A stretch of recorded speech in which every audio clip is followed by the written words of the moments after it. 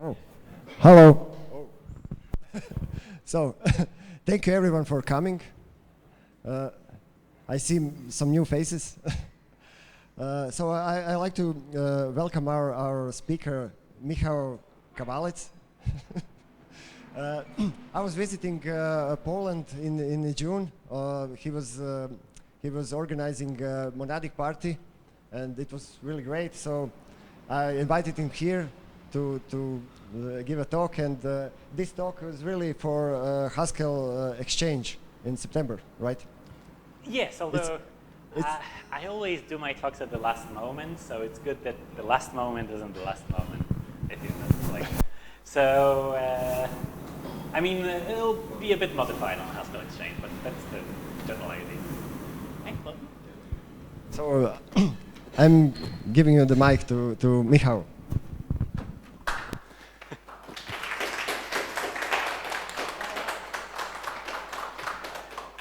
Hey, so some time ago I decided that I've never actually written a raytracer, so it might be a good idea to write a raytracer and then act as I'm an expert in ray tracing. So here I am. So this is what we're going to get to. This is a raytracer written based on the book by Peter Shirley called Raytracing in a Weekend. And I wrote it both in C++ and in Haskell to check how fast I can get in Haskell relative to, say, the maximum speed you can get. It has a lot of cool features. I mean, it has some limitations, but it also has a lot of cool features. Like there's a depth of field implemented. It has balls. It can reflect things of the balls. And it looks real nice. And it's actually pretty quick. So in order to get this raytracer done in a reasonable time and space, I've introduced some limitations. So there are no light sources, actually. The only light source, so to speak, in here is the sky, which always returns a set color. And there are no light sources. We don't need to concern ourselves with that. There are no other shape than spheres. So in here, this is not a plane. This is just a really big sphere. I mean, it actually curves a little bit on the horizon. And yeah, there's nothing else. And also, just to kind of spoil a bit of a secret, Haskell is actually not bad at all when it comes to speed in this particular use case. So here's an agenda of the next half an hour. We'll go through what the raytracer is doing. We'll talk about the library that I've used for getting all the nitty-gritty details of vectors away. We'll see how we can optimize the starting code, how we can profile performance in Haskell, because it's usually not that straightforward. There's a couple of tools. Some of them are very useless. A couple of them are actually very useful, so I'll talk about the useful ones. And then we'll see how we can look into the compiler, into the intermediate representation, and see if the compiler is generating broken code, broken from the point of performance. And if it is, how we can speed it up. And then we'll sum it up. There's also a bonus, so if there's time and will, we'll go into the bonus topics as well. So here's the raytracer. That's all this raytracer does. So you have a 2D array, and then for each pixel, it sends a ray. The camera for the raytracer I wrote is at origin, so this simplifies some things. You send a ray, and then the ray bounces from something, or it doesn't. And it just goes straight through, and it has the color of the sky. In order to get anti-aliasing, so this image here is anti-aliased. There are no rough edges. In order to get anti-aliasing, we just shoot multiple rays through the single pixel, and then we average them all out. I shoot them at random points inside the pixel. And I average them all out. in this ray tracer, there are no light sources. So in here, you can imagine is the sky.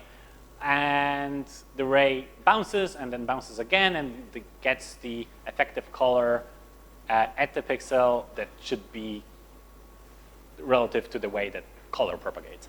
And this automatically gives us things like shadows. So when the ray hits a shadow, it bounces. It doesn't directly go to the sky, so it bounces from the sphere or from another sphere somewhere here. So you get less light here. So you basically get shadows without defining them ever, which is pretty cool. So what are the rules for the propagation of the color? This is a simplified version of what the ray tracer is doing without bookkeeping, basically. So we have a ray that has a color, it has a direction. It hits a surface. So the surface in this case is the sphere, or the sphere on the ground that provides the ground for us. And if it hits nothing, so say if it goes like this and hits nothing, this means it hits the sky and it gets the color of the sky. If it hits something, it recurses in, so it applies the rule for reflection at this point, and then it multiplies the color of the point by the color of this ray. In this ray tracer, we limit ourselves to 50 bounces. If it bounces 50 times plus 1, we assume it hits the sky. It's because there's not much change that can happen after 50 bounces, and there is a small possibility of a ray going very, very deeply in there somewhere and just getting stuck. So that's the optimization for these cases. So basically, the way that color propagates is it just multiplies the color and it magically gets us the correct color. The way that the rays reflect for metals, which are the simplest surfaces, in this ray tracer there are metals, there are dielectrics, and there are also just diffuse surfaces. So for metal, we just reflect at the same direction from the normal as the ray that's incident.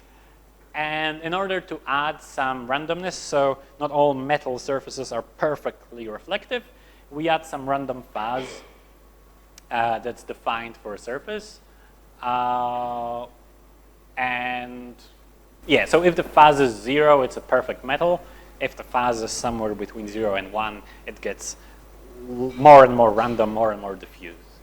And then the dot product check is just to check if the ray is not bouncing inside the sphere, because if it's bouncing inside the sphere, then it's it's not really going to go anywhere. So in that case, we're assuming that it actually got inhibited inside the sphere. And then, as I said, the way we compute the color, we take a couple of samples, and in this case, and then we shoot the rays, in this case, at grid points inside that pixel. And then we average the end color out. And this gives us ray tracing, this gives us anti-aliasing for free. So if there was just one sample and no averaging, we'll get the blocky pixels, but this is anti-aliased. The number I chose here for the number of rays per pixel is 100. It looks almost exactly the same for 20 rays per pixel, but 100 is an even number. So yeah, I'm using Massive, which is a REPA with a nicer interface. I don't know if you've used REPA before or you know what it is. So basically it allows you to define vectors or n-dimensional arrays with different representations. And Massive itself takes care of all the nitty-gritty details. So you don't have to schedule threads yourself. You don't have to share the work yourself. And you don't have to actually implement the way that the values are stored optimally. It's all done for you, give or take. So the way that an array is defined you have a constructor, and then this specifies a representation. This specifies the number of dimensions, and this is the data type of the element inside the array. So this is a one-dimensional array with boxed values. This is two-dimensional array with values that are members of the prim subclass. So basically, those are the values that are implemented inside GHC, and it can align them very efficiently inside an array. And this is a very special kind of an array. It's called delayed. The reason why it's delayed is that it's not actually an array.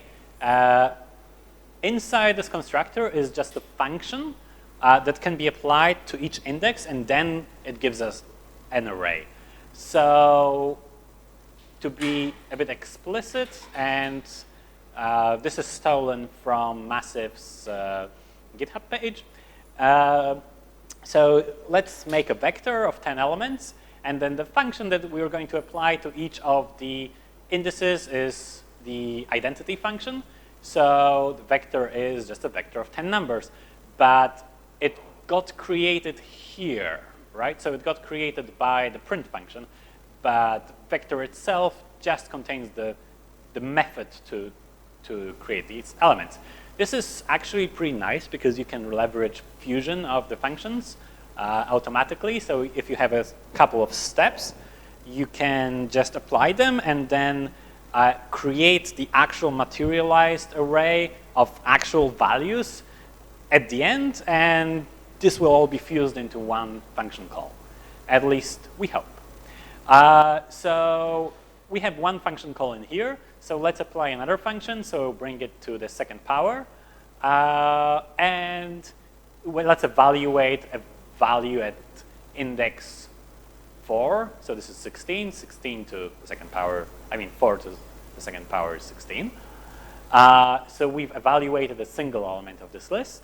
And there is a catch here. So if you, there is an optimization you can have from using the delayed values, but they can bite you really, really hard because they don't exist in memory, right? They're only materialized the moment you use them. So if you have a delayed value and you use it in, say, 3 places, it's going to recompute the value 3 times. It won't actually share the data. So if it recomputes once, it won't share the data with the other 3 places. It'll recompute it every time. Sorry, and this is what I did the first time around, and it was so slow. It was, I think, 200 times slower than C, and it was exponential in the number of rays that were being cast, so it was terrible. But then I learned that you just have to materialize the array, and this will contain the array that's computed, and every time you access it, it will be O of 1. Because it's already computed, so you don't have to recompute it every time it's accessed. So there's, oh yeah, and if you have questions, please do ask. It's the first time I'm giving this, and it's very possible I'm going too fast or too slow or whatever, right? Oh, you mean here? This sets the evaluation strategy. So if it's seek, it's sequential, so it does it in one thread. If I was to use par here, it would do it in parallel automatically. Oh yeah, that's one of the cool things about Massive. You just say parallel, and it'll do it in parallel. It won't do any work sharing by default, but it'll just, do it. You don't actually have to synchronize the threads or anything. So when I wrote the Raytracer the first time, I have 4 cores in here. I mean, 2 cores, but 4 hardware threads. And this thing struck me, right? So it's actually using only 3 threads. So something isn't quite right. And GHC actually has this little neat function called event log that outputs the logs of all the things that threads do. So the moment they pause, the moment they go into GC, the moment they stop doing anything, it's all in that log, and you can visualize it using thread scope. So that's how it looks for this particular run. So you can see that something's pretty off here, right? So this thread has finished all of the work very early, but this is going for a long time, and it's effectively just most of the cores are just being idle here. So is there anything we can do to help? Yes. We can, when we're creating the array, the way I did it is that I've had this fold over the number of samples, and then I was creating the array in parallel and calling compute, so materializing it, which by default doesn't share any of the load between the cores. It just divides this image by 4, effectively, and gives each of the quarters to each of the threads. But this is not really effective in this kind of load, because some of the arrays will just go straight through and will hit the sky immediately. Some of the arrays will bounce a long time. And this is actually very dependent on the place in the image. So the top is mostly sky, the bottom is mostly spheres. So most likely this thread got the bottom part, this thread got the top part, and those are just somewhere in the middle. So there is an easy fix. Instead of just computing the array, so just materializing it, we call toInterleaved, which instead of dividing this image by 4, it divides it. So each pixel goes to the thread. So the first pixel goes to the first thread, and so on and so forth. And then the 4th pixel goes again to the first thread. So now it's very, so the work that each of the threads is doing is basically almost in the same area because it's one after another. And this helps it magically. So in here, these threads finished a little bit early, but I mean, do we really care? I don't. Like, you could probably get a couple % boost if you were to implement your own scheduler that would actually work, sure. But I mean, I don't really mind.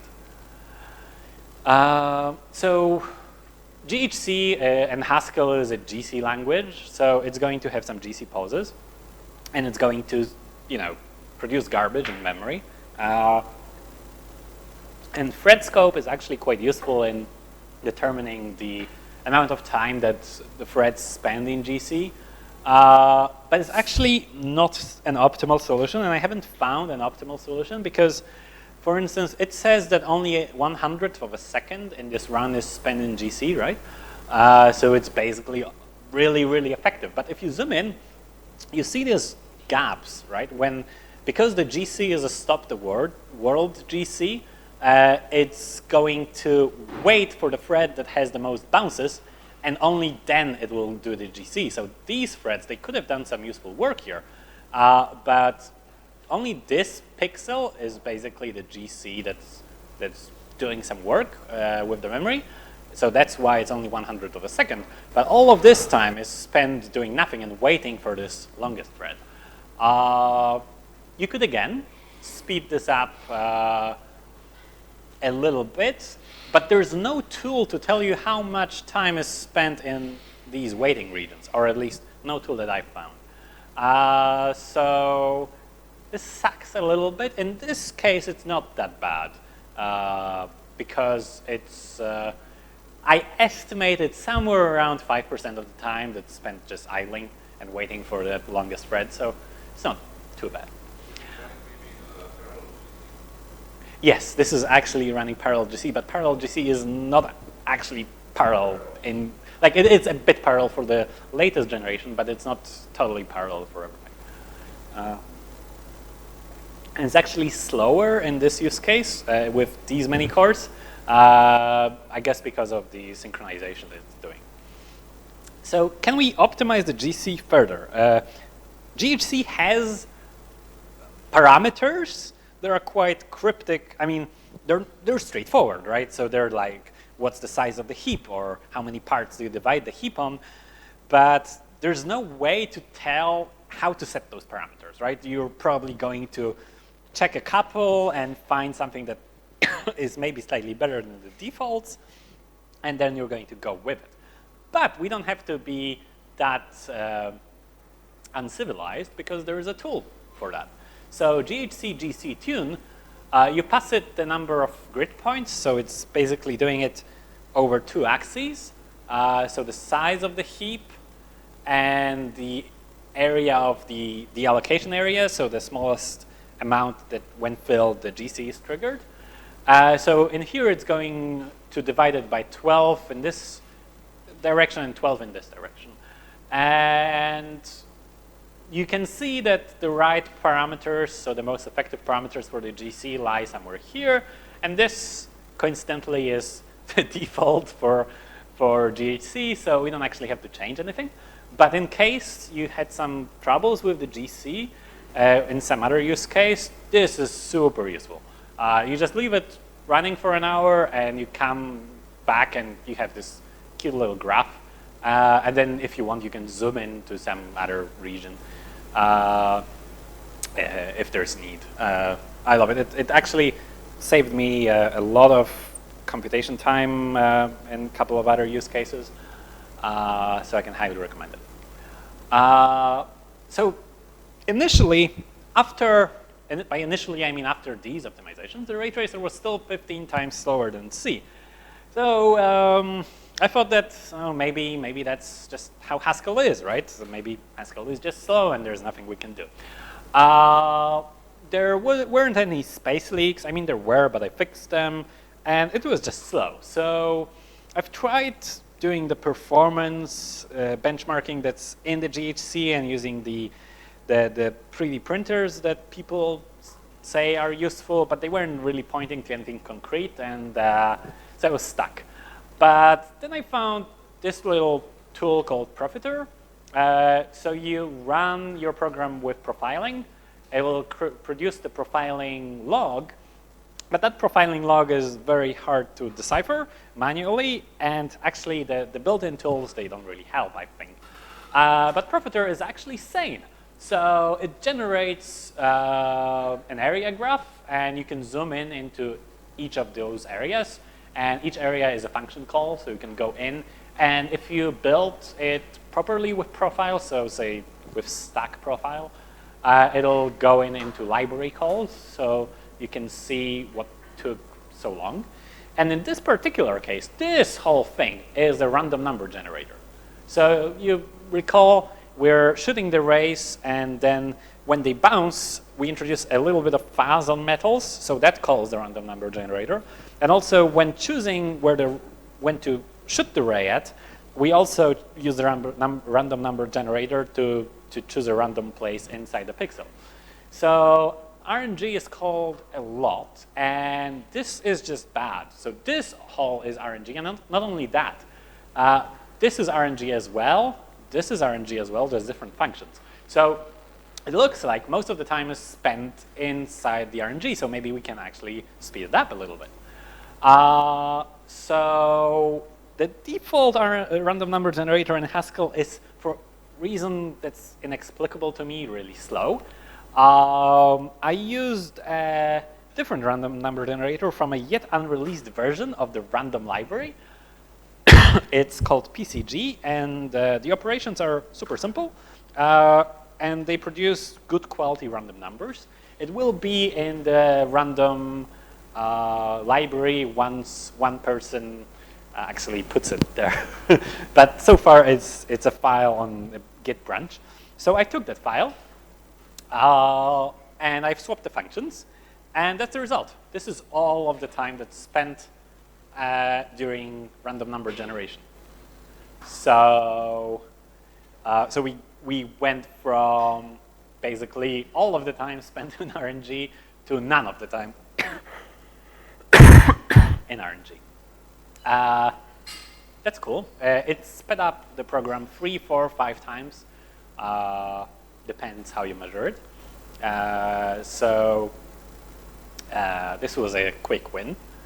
Although I'm looking forward to the day when the random library is actually acceptable when it comes to speed. Okay, so we got from, say, 100, 200 times slower than C to 20 times slower than C by using the libraries in the same way. Then we got down to 3, 4 times slower than C. So let's check if we have some space leaks.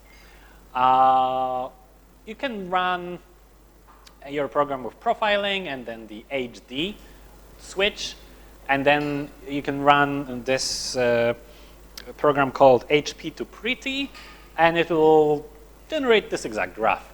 So in this case, we definitely have a space leak at the beginning here. We're doing something that we shouldn't really be doing, or some optimization isn't working. In this case, we're doing something we shouldn't be doing. So in order to simplify some stuff with the original random number generator, it was actually a bit of a pain to use. So I took the bright step of defining all of the random numbers at the beginning, and then just taking the numbers from the array. So this is what this is doing. So this is all the random numbers defined. So this is the array, the list constructor. This is the D hash is the double constructor. So it's basically constructing the array and then bringing it down to a single vector, and spends a lot of time. So we can not do it and just call the random number generator when needed. And this is the result. So basically constant space. This is the array of the output values. So this is our 2D vector of pixels. And those are some other things it uses to work. So that's good. So we went down from 36 megs to 220K for the same image. And the time also went down quite considerably. So now, in order to go deeper, we have to learn how Haskell stores values. So this will be a quiz. There's no prizes, and there's also no punishments. So, so how much memory does it take? So those are two doubles, right? So a double is 8 bytes. So how many bytes does this take in the machine? What do you think? Here are the options. It's one of them. That's the hint.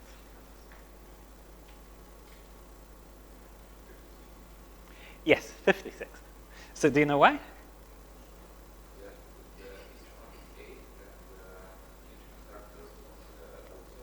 Exactly. Yes, so the way this is laid out in memory is that my pair has a tag, a label that is basically a pointer, so 64 bits on a 64-bit machine. And then it has 2 pointers to each of the doubles. But each of the doubles is not actually a double. It is the tag that says that this is a double and the double value itself. So we have 4 here. So we have 7 times 8 bytes to actually store this value, which you would expect should take 16 or something around 16 bytes, right?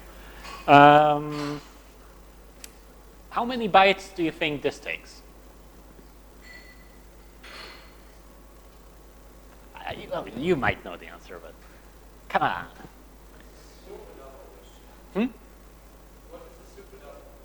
Oh, it is just a constructor name. So I called it super double, but it uses the new type. So this used data constructor. So the data constructor creates a real type. The new type creates a type that only exists at compile time, and then at build time it's allocated more efficiently. But it has limitations. The limitation here is that it can only take one value. So in runtime, in machine, it's going to have the tag that says that this is a double, and then the value. So 16 bytes. So better. But can we actually take this type of value and kind of smush it down to something that makes more sense performance-wise? Because this is not only bad because of the amount of bytes that is stored, it also has a lot of pointers to follow, so this will just kill CPU cache. And because we want to go fast, we want to play nice with the cache.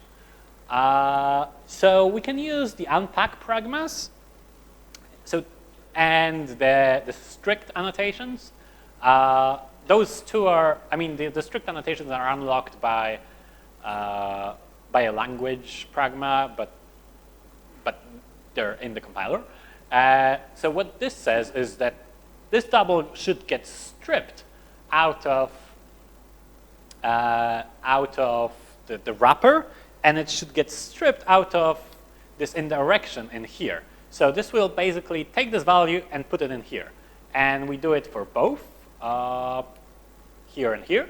So this just takes those two values and puts it in here. So this takes the tag, which is 8 bytes, and then the two values. So it's only 8 bytes of additional storage. And there are no pointers for the CPU to follow. There are, again, limitations. So, yeah. So, well, yes, but then if you were to use a tuple, the tuple is basically the same thing. So the tuple is two values. So it also has two pointers to two values. There are things like unpacked tuples. So tuples that by default, they do the unpacking themselves, but they're not available to us. They're only inside the GHC. We'll see how they look, but you can't actually access them from Haskell. And so this is limitations. The limitations are that this can only have one constructor, no sum types. The reason for that, I mean, it could be made so that sometimes worked, but right now it would need additional work, right? Because if you had different options here, the GHC doesn't know how to align this memory to when it's one option or the other. So it can only support one constructor. And this unpacking is actually not forcing the compiler to unpack. That's the tricky bit. It's actually suggesting to the compiler that it should unpack. It usually works this way, but sometimes it breaks. And when it breaks, things get a little a lot slower.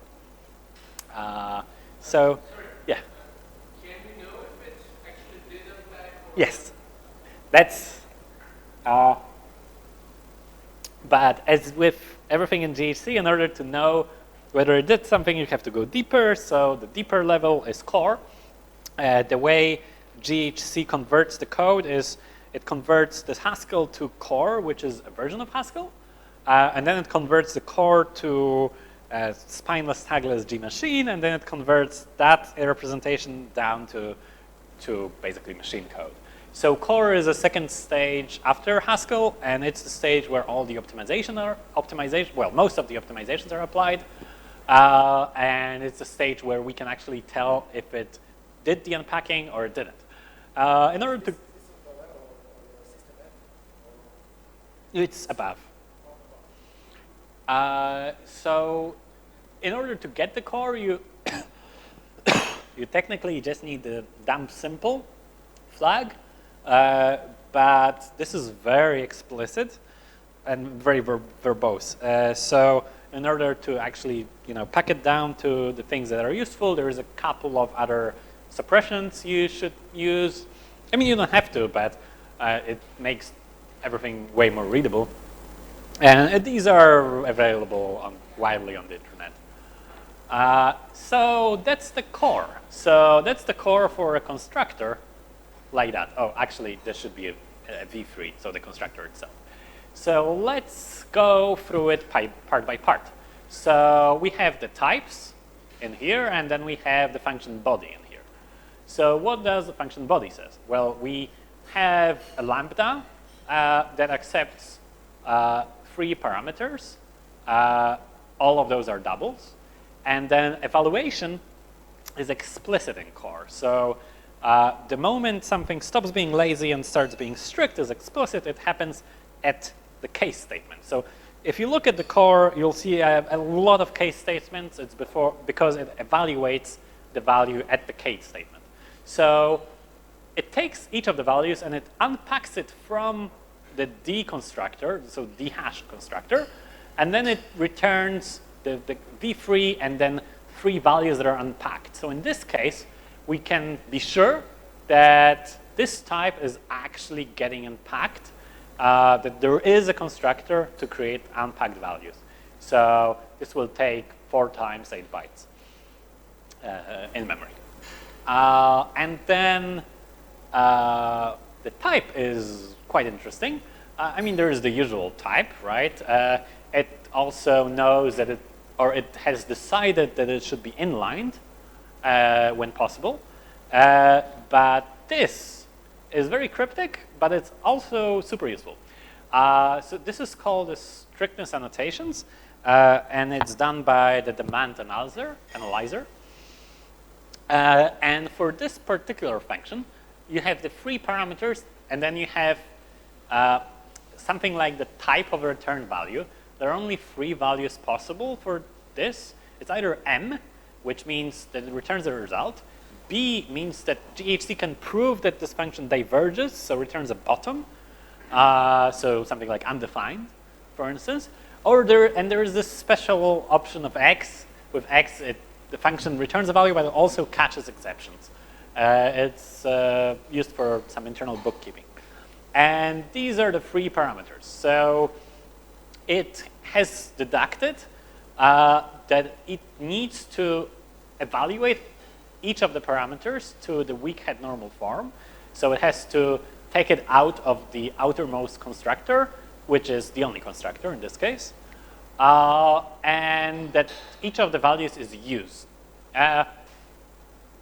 So if we see this, we can be sure that it will actually do the unpacking, and it has figured out correctly what our function is doing, because it doesn't have to every time.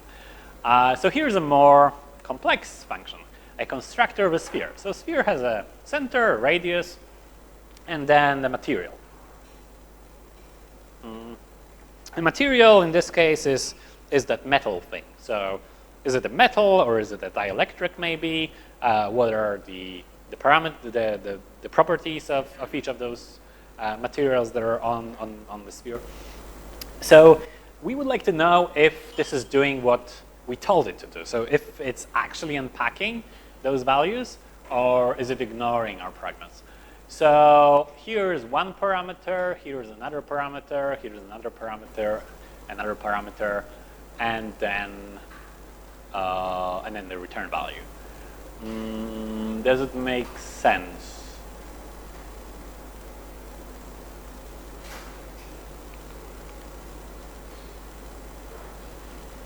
Well, yes, it does, because so it takes 2 doubles, then it takes a sphere, then it takes a ray, and then it returns whether it hit or not, right? So the 2 doubles, it has deducted that we are not using those doubles in this particular function, but they are being used somewhere in something that this function calls. And this means that it uses the outer constructor and then the inner constructor. So basically it has deducted that it will unpack the double into the actual value. And it also has deducted that this double is used only once. So this is the one star. This means that GHC has some more freedom into rearranging those values. But this gets a little bit more interesting. So the sphere has a constructor, so that's the outer constructor, and it's strict, so it's used, and it's evaluated in that function. And it evaluates the first 4 values, and then doesn't actually possibly maybe use this last value inside this particular function, but it uses them somewhere deeper. So we have the 4 values. So the center is 4 values, right? V3 is a vector of 3 doubles. I mean, it's 3 values. So it's a vector of 3 doubles, and then there is 1 more double. So so the way that this is laid out in memory is that you have 4 values in here. So this is unpacked as we expected. Because if it wasn't unpacked, we would have another constructor in here. So another, say, s and another bracket, and then 3 values in that, and then another constructor and 1 value in that. So this is, so in memory, it is stored as just 4 values. And then the material might not be used in this particular function. And then the ray, again, ray is a vector, so it has a starting point and an ending point. In 3D, it's 6 values, so 3 for each vector. So we have 6 values, and they're all laid out nicely in a line. And it also uses that array only once, so it can apply some more aggressive optimizations. So we can see that in this case and in this case, GHC did what we expected to do. And this optimization that is produced based on those strictest annotations is called worker wrapper. Basically, it produces a version of a function that works on unpacked values, so on values that are continuous in memory. And then it also, if needed, produces another version for the callers that can't actually use the unpacked values because their values are lazy for some reason. So, for instance, this random, so the function is named in Haskell random in unit disk. It takes the state of the random number generator, and then it returns 3 doubles, so it returns a vector. And this is actually an unpacked tuple. So this is a tuple that, that only takes 3 times the space of 1 double. And it's denoted with the hashes, and it's not available to mere mortals using Haskell. It's only inside the GHC that GHC can use that. And because it has detected that these 2 parameters are strict and that they are used, it has generated this optimized version of a function. But if those parameters weren't detected to be strict or used, then this version of a function wouldn't be generated. This is especially useful. I had this case where my function was running at a set speed, say 1 second, whatever. And then I've added 1 more parameter, and it was running for 10 seconds. And it took me a while to get to what's happening, is that this worker wrapper transform, it has a limit on the number of parameters that it can accept before it's not actually doing the unpacking. And the limit is 10 parameters by default. So if you look here, a single vector is 6 parameters. So it's 6 doubles, right? So it's a starting point and an ending point. So if you pass in 2 vectors that you want to have unpacked, even if it decides that those vectors are strict and they're used, you go over the limit because the limit is 10, and it will not generate the optimized versions. It will basically, every time it calls your function, even though your values are strict and are unpacked, it will take them out of this unpacked form, put them around memory in this lazy form, and do it every time the function is called. And if this is a function that's very hot, then this will cause a lot of slowdown in your code. The reason why, I think I forgot about that one, the reason why Haskell is laying out values in this, what looks like a strange form in memory, right? All of these pointers, is that each of the pointers here can either point to a real value, so an evaluated element, or it can point to a func, to a computation that will happen sometime in the future, but hasn't happened yet. And then when runtime encounters a func, so a pointer to a computation, it does the computation, and then instead of removes the func and puts an actual value in here. So this way, the runtime can be simplified, and it can just look at the value, say, hey, is this a computation yet to happen? Has this happened? And then only go one way or another. And then once you compute it, you get sharing very easily because you already have the value, so you put it in, and the next time you go and read from this value, you'll have a real value. But you pay the cost of memory indirection and some more pointers. Yes, exactly. I mean, technically it doesn't have to be that way. Technically you could optimize it more, but in most cases. So some more bits and pieces when it comes to strictness. How do you tell if something is strict? Well, you can either evaluate it, so put a case statement explicitly. You could evaluate it using using some of the build functions, or you could use this language extension called bank patterns. So in this case, this value is evaluated at the moment the function is called. So this value will always be evaluated in this point. So no space leaks, and it runs faster. But it might actually run slower for your use case if laziness is actually beneficial to you.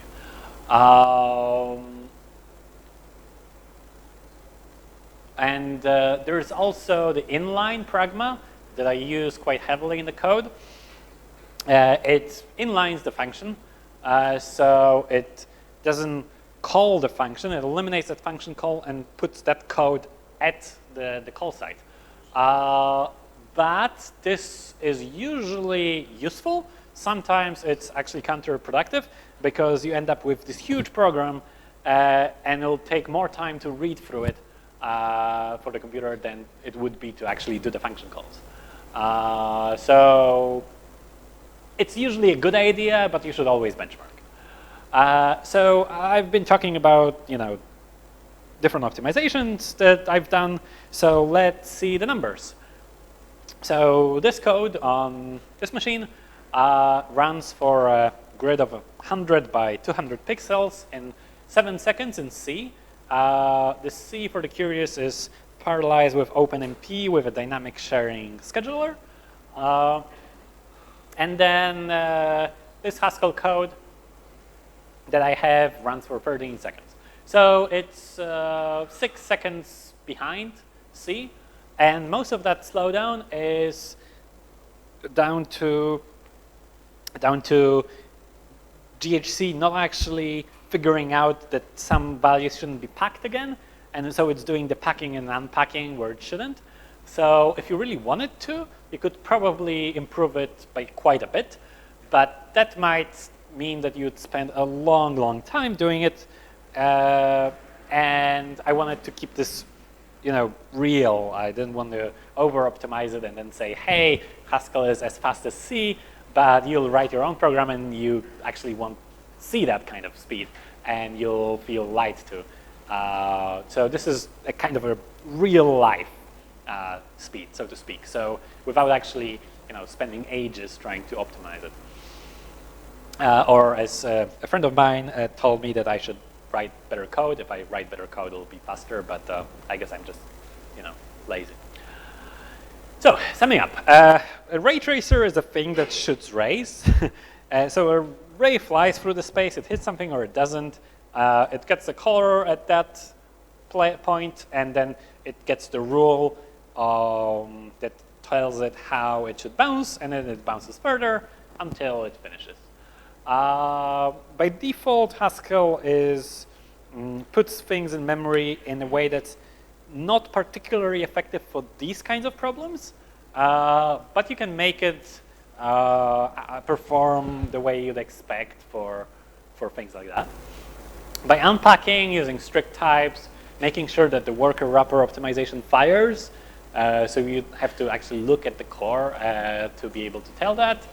And then when you have some issues with performance, use Profiter for CPU profiling. I highly recommend it. And then ThreadScope for multi-threaded. The best thing about ThreadScope is it has really low runtime overhead. So it's always an issue with parallel programs that, when debugging, you're seeing different results because your debugging has different timings or whatever. This has very low overhead on, the order of a couple of %. So you're mostly getting what you would normally without the tracing turned on. And then if you have a space leak, don't fix it. It usually takes a long time to allocate all of this memory and then evaluate it. So now we have a choice, but it's not actually a choice because this one is quick. So I won't show the source code, I guess. I want to keep you here for ages, but there are two ways that the representation of all of this data can be optimized in massive and in Haskell. So the way that the world is created in this raytracer is that it's storing a vector of spheres, right? And then it's going through those spheres one by one and checking if the sphere was hit or not. If yes, then do something. If not, then go to the next sphere. And by the way this is done is that it uses boxed values. So basically, the vector is an array with pointers, and each element points to the value. This you would expect to be a bit inefficient, especially that this array is accessed for every pixel 100 times, and probably even a little bit more. So having this array be more compact in memory would probably help with performance a lot. So there are two ways of having it more compact. One is the storable representation. So in order to define a storable representation for our free element vector, you tell how much memory you need, you align it to a number of bytes, and then you tell it how to take the element off that bunch of bytes, so off those 24 bytes. So basically so for an index, we go to the size of the element times the index, and then our offset to the beginning of the array. And then we take the first element, we add more 8 bytes, take the second, I add 8 more, and take the third, and then we wrap it up in a constructor. So nice and simple. And then you have to tell it how to get from the Haskell data type into those bytes. So for an index and the start of the array, you take the address of the beginning of your element, and then you tell it to serialize the double. It knows how to serialize the double. It's built into the compiler, and then you do the same at +8 and +16 bytes, and that's basically it. So those functions are defined for double, so you don't have to redefine them yourself.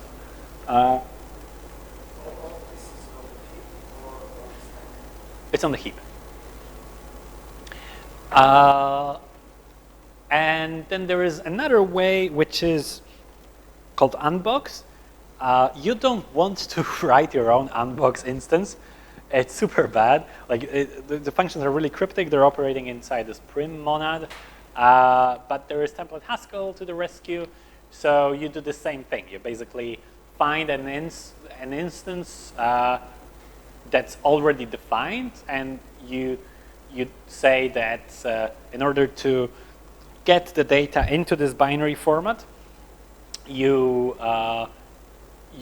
change it to a tuple, free element tuple, and then there's already a serialization defined for the free element tuple. And in order to take it out from that tuple, you uncarry the constructor so it accepts a free element tuple instead of free parameters. So which is faster, do you think? So the way that unbox works is it works at the global level. So you basically tell it how to define a whole vector. And then the way that storable works is that you tell it what to do with one element, and that the vector is defined for you in a way. So do you think which one is faster?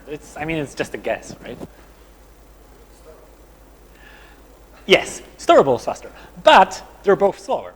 So you remember it was 12, 13 seconds for the boxed representation, so for the representation when you had the vector with pointers, but it's 17 seconds for storable and even 28 seconds for unbox.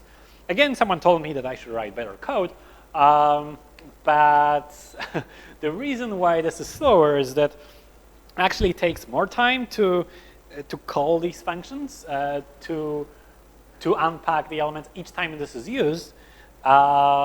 then it helps with the memory alignment. And our working set is pretty small here, and CPUs these days are fairly effective in figuring out in caching values, even if there are some pointers in the middle. So it actually doesn't help. It would help if you were to probably access the vector more rarely. So you would access the vector, hold on to a value, do a computation to it, and then return, put in the value inside the vector. But the way that I have the code written is it's reading and writing to the vector quite often. So it's doing a lot of this serialization, deserialization quite often. So there's actually no benefit. And it's way slower. So set phase. So yeah, so that's the image. The code is on GitHub. The presentation is on GitHub. And if you have any questions, I'll be happy to answer. Oh yeah, one thing that I really love about ray tracers is that you see how this sphere distorts the image, right? Or how this sphere, because it's made of glass, it acts as a kind of a lens and inverts the image. None of this is a special behavior that's implemented specially, saying like, hey, if this sphere is from this material, then it will distort the geometry.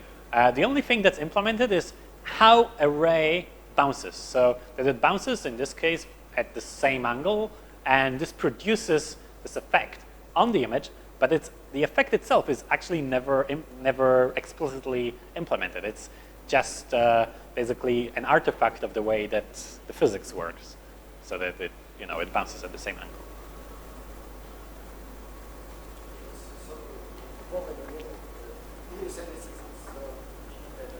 It's a hollow, yeah, it's a hollow ball of glass. So you mentioned that the ray is bounced inside. You want that. Yes. If the ball is like from metal, but it is. Yeah, this is not made from metal. This is a dielectric, so glass. So. You only want bouncing inside. Well, so the way that the dielectric is implemented is that you have the proportion that, so basically you throw a dice and the ray either goes inside or bounces. And you can tweak this proportion to have either at one end a perfect glass, and on the other end a perfect metal. This is how you're choosing the material. Yes. Yeah, so you define a material for each of the elements.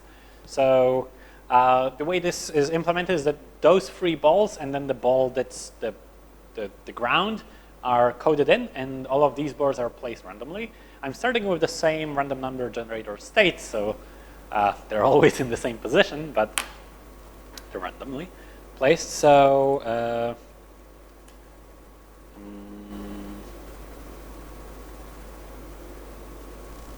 so basically, we have those four spheres. So one sphere is placed in very low, and it has a very high radius. So this is the sphere for the ground. And this is our sphere. Yeah, this is the first sphere. This is the last sphere, and this is the glass sphere. So those are the parameters for, so this has 0 phase, so you just get perfect metal. And these are the parameters for choosing whether the ray goes in or it bounces. And then this basically generates those random spheres. I'm lucky because that Raytracing in the Weekend book has this method that places those spheres. So I don't actually have to write think about intersections myself. It just, does it.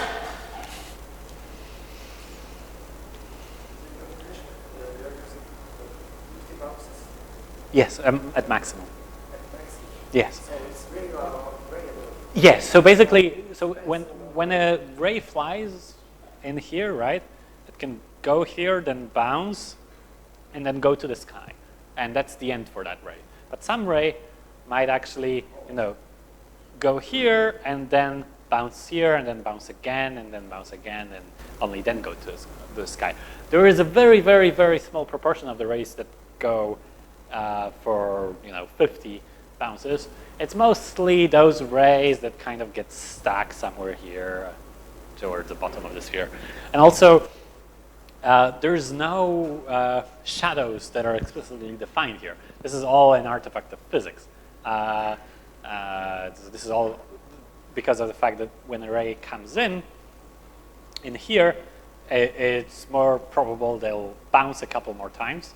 So if you multiply the color, and each time you multiply by a value that's lower than 1, or at most 1, those things that bounce more will get darker. So this area here will get darker because it's closer to the sphere. And this is all that it takes to get the shadow. So yeah, this is 40 to 50% slower than C, basically, which I think is great. I mean, it shows that you can really write useful high-performance code with Haskell, basically, and the code will not perform badly. So.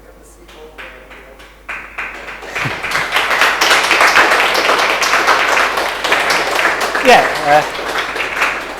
I have the C code as well. It uses OpenMP for the parallelization, and it's just for loops through the pixels, which is effectively the same that we do in Haskell.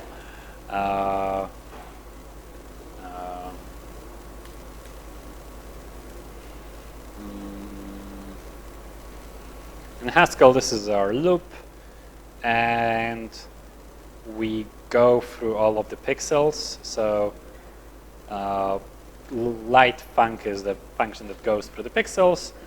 It gets the index, so it's actually y coordinate first, and then x coordinate, and then it shoots some rays. It averages out the color.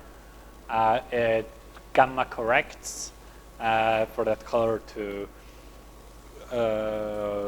look good on the display, which is the square root, and it sets that as the value at the given place. And for different materials, so this is the way that rays scatter, right? So if they hit a metal, they get reflected with some fuzz. If they hit a Lambertian, they just get reflected at a random direction. And then if they hit the dielectric, they have this more complex rule that simulates the way dielectrics work. Dielectric is a substance that, well, no. So a glass is a dielectric, for instance. It has a couple of effects, right? So it has a total internal reflection. So when you look at the glass at a high angle, you don't see what's inside because it all bounces off the glass. The ray can go in, the ray can bounce out, and it's dependent on the angle at which it gets hit.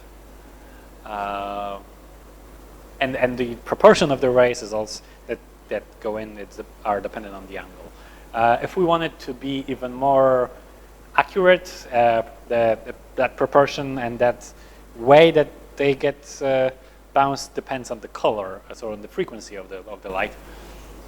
But we don't want to be that accurate, right?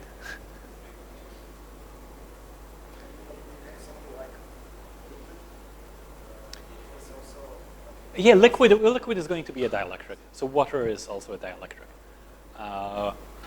So for each frame is going to be stationary, and you're just going to shoot probably at this set of vertices, and it's going to behave according to these rules.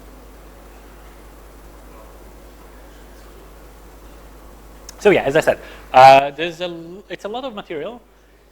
And I think the presentation is on GitHub, the code is on GitHub, so you can check it out. And if you have any questions, then, I don't know, email me or ask me on Twitter. Sorry, so I have a question. The 6 second versus 30. Yeah. This was on this specific scene. Yes. Oh, but you know how to change it as to change the max bounce rate, how represented in this place. Yeah. So as you change the number of pixels, the proportion stays the same. As you change the max bounce rate, it also stays the same because a very, very small proportion of the rays actually go that high. It's basically, yeah, basically. And then as you add more spheres or change the sphere's position, it also stays times 2. What if we have more light sources? Well, there are no light sources here. Yeah, what if we add them? So most of this, so this is a curious example because all of the data is very small in memory, right? So you have 40 spheres. So in either Haskell or C, the CPU can just cache it and doesn't care about memory. I can't say for sure what would happen if your data set started to be larger. It would start to depend on the algorithms you were to use. It would probably put a slightly higher penalty on Haskell.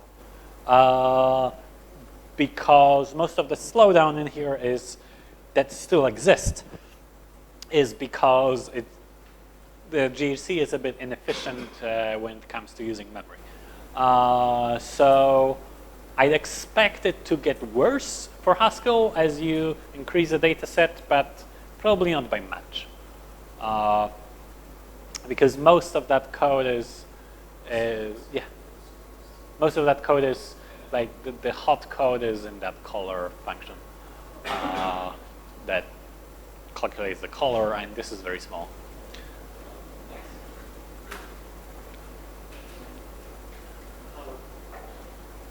Yeah. If I understood correctly, each next pixel gets its own thread, something like, right? Well, there are 4 threads that get run, but each pixel is allocated on a thread, yes. Would it make sense by having a slightly different way it works, where one thread works locally on an area, but you had more than 4 areas, maybe randomized a little bit? Yes, I mean You get better cache intelligence? yes, you could write a different scheduler that would do it differently, right? Or you could assign jobs to, or assign rays to threads that are running, or share those jobs. I mean, you could do that. It would take a little bit of work with massive, or you could just get rid of massive and just use vectors and do it yourself. But it's totally doable. Obviously. Do you plan on implementing this in another language? Or if you had time, which language would you choose to prepare it? I don't know, JavaScript would be an interesting one. Just to see how good V8 is. But not really. I mean, once you write it 2 times, it's just like, And there's also the case sometimes that if you try to be smart, the cost of being smart is higher than the benefit from it, right? So sometimes just dumb work allocation like here is actually faster.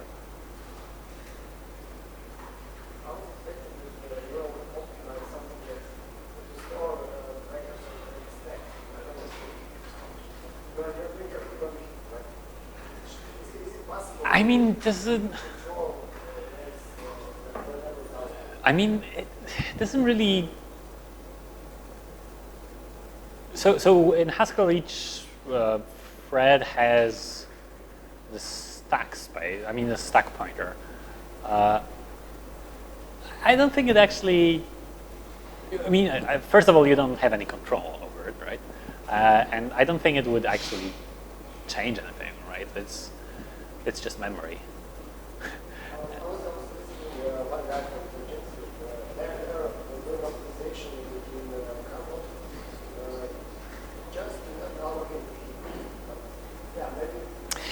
Yeah, that's so OCaml. What I really like about OCaml is, well, what I dislike is that the type system is simpler. But it also has the benefit, and they're using it in many places, that the code that they generate is actually very fast. There is, I don't know if you play with JavaScript, you may have heard of Reason, which is that dialect of OCaml then that gets built into JavaScript. And they're exploiting the fact that their type system is pretty simple to actually generate code that is smaller and faster than 100 in JS. And the JS can never be that fast because they can keep some information in runtime. In build time and then generate runtime code, for instance, that doesn't use objects but uses arrays. And it just, it knows that it hits the right indices, but it never actually has those indices in the code. As much as it, in many cases, would be technically possible to have GHC as fast as OCaml in many cases, I don't think it'll happen in, our lifetime. And I don't really think it has to. I mean, it's not like, every tool has to be perfect for every job, right?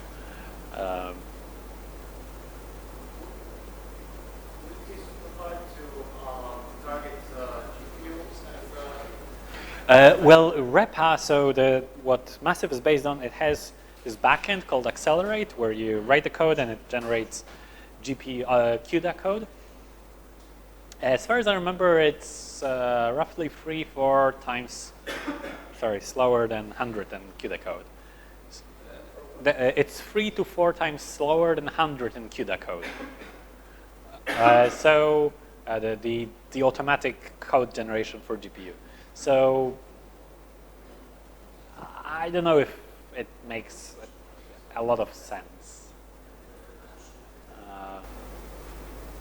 But you could technically target GPU. I was talking to someone. The latest NVIDIA GPUs, they have hardware ray tracing built in now, and they can do something like 8 billion rays per second in hardware. So this will be fun.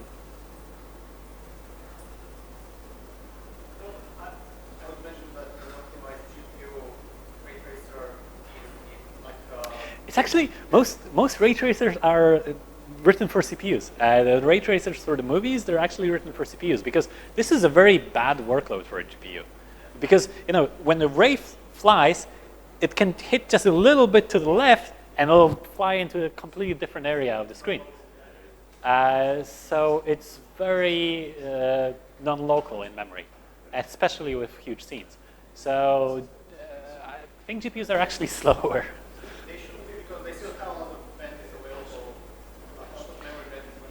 Yes, but all of the cores have to do the same thing effectively, right? And when you have rays that are diverging completely, you can't have all of the cores doing the same thing. I mean, now with the latest GPUs from NVIDIA, you have that in hardware, so it's free. But until that point, I don't think it was very effective to do it on GPU, apart from like simple cases and simple scenes.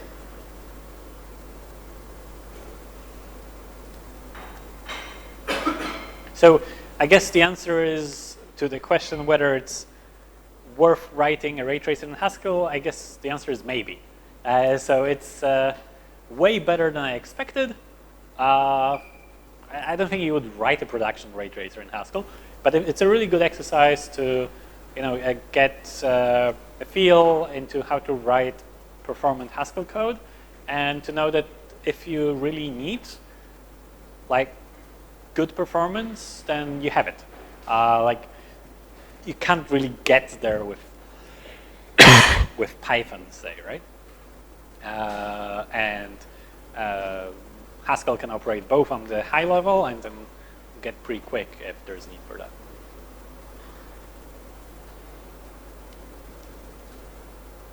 So, thank you.